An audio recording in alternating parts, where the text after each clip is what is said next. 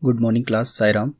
Today we are going to start our chapter that is System of Particles and Rotational Motion. In this chapter the first topic we need to understand that is a rigid body. So understand what is a rigid body basically. A body is said to be rigid when it has a perfectly definite shape and size. Okay, that particular thing which has a definite shape and size, we will call it rigid body. For example, a wheel can be considered as rigid body by ignoring a little change in its shape. Okay. Second, we have a rotational motion. What is rotational motion? So it is also called fixed axis rotation, and in pure rotational motion we have that every particle of the rigid body moves in circles. Okay, like for example, if wheel is a rigid body, then rotational motion will be that motion in which every particle of that body moves in circle of different radii about a fixed line. So this is your center or axis, and about this fixed point every particle of body, suppose this is a solid or rigid body in which every particle will have different radius and it will try to rotate. Okay, then we have next topic, that is center of mass. So what is center of mass? A point at which the entire mass of the body or system of bodies is supposed to be concentrated is known as the center of mass. Means for a particular given body, we can say that center of mass is that point at which we can assume that whole mass is concentrated. Okay, where its weight is acting or its mass can be considered to be concentrated. That point is called center of mass. For a system of two particles, we can calculate center of mass, okay, by the following formula. For example, if xcm represents your distance from the origin, then xcm is calculated by this formula, that is m1 x1 plus m2 x2 upon m1 plus m2. Okay, here it is saying, suppose if we have first body that is having mass m1 and second body that is having mass m2, so their center of mass c can be calculated from origin. Suppose this is your origin. From here, if your first body has its center of mass at a distance x1, second body has center of mass at a distance x2, then center of both the bodies or center of mass xcm will be given by following formula, or here you can see xcm equal to mass of first body into x1, that is center of mass of first body from origin, plus mass of second body into x2, where x2 is this much distance, that is from the center of mass of second body to the origin. This much distance is called x2, whole upon summation of masses m1 and m2. So it is easy to calculate. Now suppose if we have more than two particles, or we can say in general if we have n particles, then for that we can calculate our xcm by following formula, that is m1 x1 plus m2 x2 and so on up to mn xn whole upon total mass. In mathematical form we can write this one also, at mi xi upon mi, where I equal to 1 to n.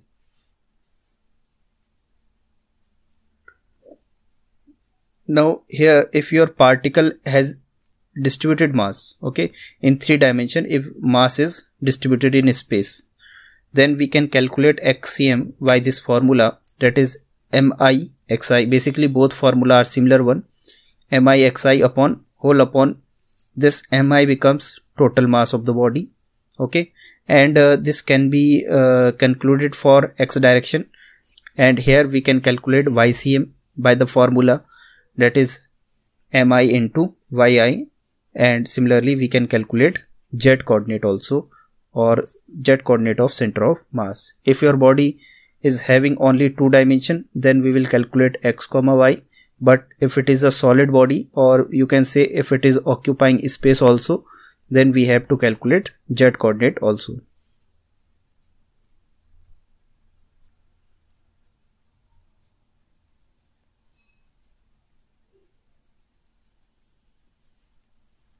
Then we have center of mass of a rigid continuous bodies. For that we can calculate xcm equal to 1 by m and integration of this x into dm. X is center of mass of that body and dm is mass of that particle. Basically we consider that a body is made up of very small particles, like this particle has dm mass, second particle also has dm or dm2 mass, then dm3 mass, okay, and somewhere we calculate origin, then we can apply such formula if your mass is non-symmetrical or it is distributed unsymmetrically. Similarly, y center of mass can be y coordinate also be calculated, that 1 by m into y into dm and 1 by m into z into dm, where this m, as I told you, this represents your total mass of that real body, and if we choose origin of the coordinate axis at the center of mass, then x dm, y dm, z dm will be 0. That is a different point. If you consider center of mass as origin, then distance x will be 0, and or you can say y or z all will be 0. Now motion of center of mass. Next thing we have, if your body is moving or there is some velocity, then velocity about center of mass can be given by this formula. Basically what you have to do, suppose you have calculated your center of mass by this formula, that mi xi upon mi and summation of this, then to calculate velocity we basically differentiate on LHS and on RHS, okay. Then differentiation of this x1 will become v1, differentiation of first particle.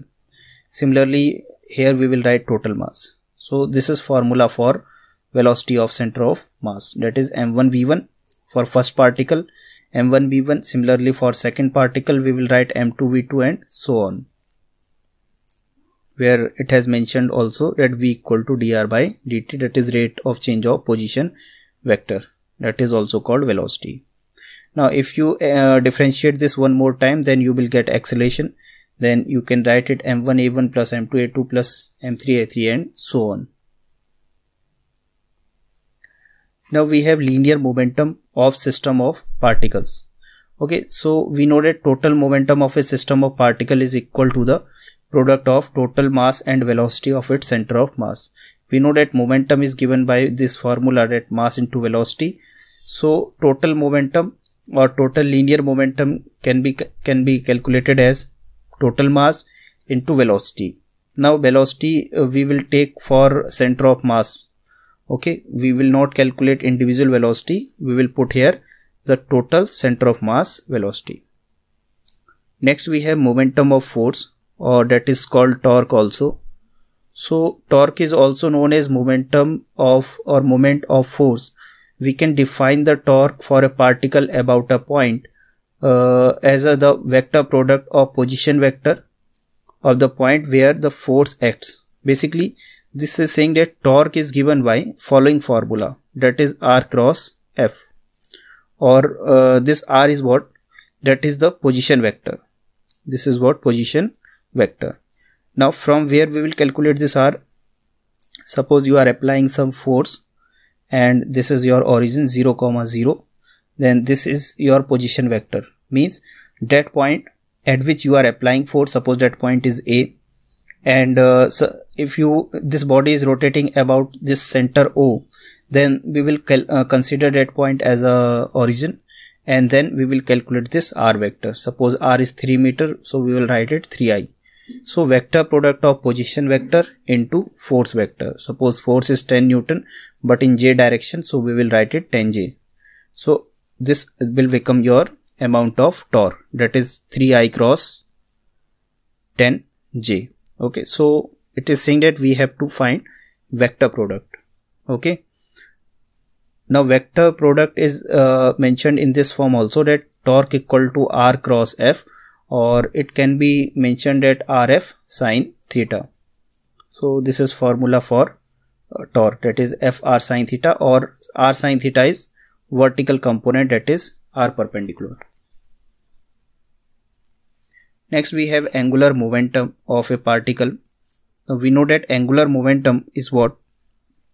Basically it is moment of linear momentum. Okay, so remember, linear momentum we already know.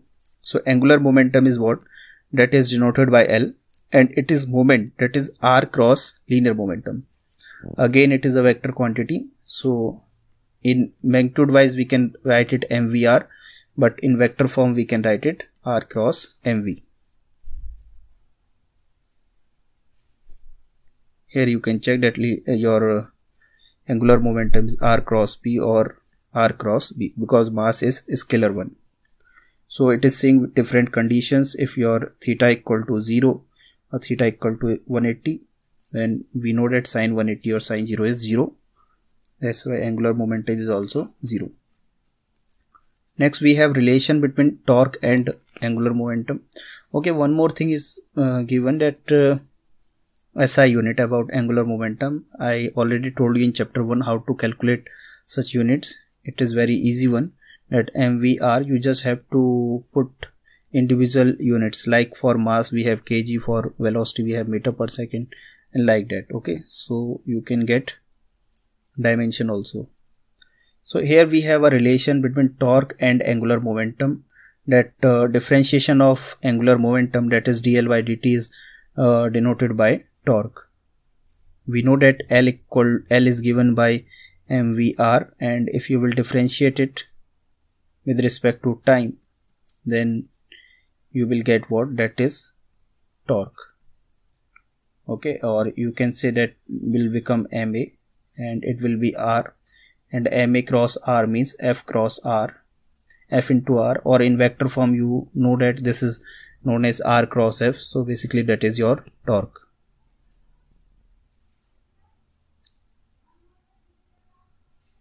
Next thing we have that is couple. Couple means a pair of equal and opposite forces with parallel lines action are known as couples. A couple produce rotation without translation. Means suppose we can take an example of car steering. Okay, suppose if you are driving car and you are applying some force in this direction and some force in this direction, then couple of forces, what? That is equal amount of forces should act. Okay, such forces are called couple of forces, and they provide what? They provide rotation motion basically. Okay, next we have principle of momentum. What is it? When an object is in rotation equilibrium, okay, then algebraic sum of all torque acting on it is 0. That is clockwise torque are taken as negative and anti-clockwise torque are taken as positive, so that we get net torque is 0. So like force, for rotation we just put summation of torque is 0. Suppose here you are applying some force in this direction and some force in opposite direction. Okay, then first torque tau 1 and second torque tau 2. This will be anti-clockwise and this will be your clockwise. So both torque will be equal because both are r cross f and r cross f. If magnitude of radius and magnitude of force both are same, then we can say both will be equal in magnitude. So net torque will be 0. That means in that condition that steering will not rotate, or that particular object will not rotate. Okay, next we have center of gravity. What is it? If a body is supported on a point such that total gravitational torque about the point is 0, then this point is called center of gravity, or you can say that point at which your this weight is acting, that will be your center of gravity. Or if we calculate torque due to this mg force, this is your force, then on about itself only this r will be 0, so your torque will be 0. So in this way also this is defined. So this is all for today. In next presentation we will try to understand some more concept like what is moment of inertia, okay, and its application. Okay, thank you, Sairam.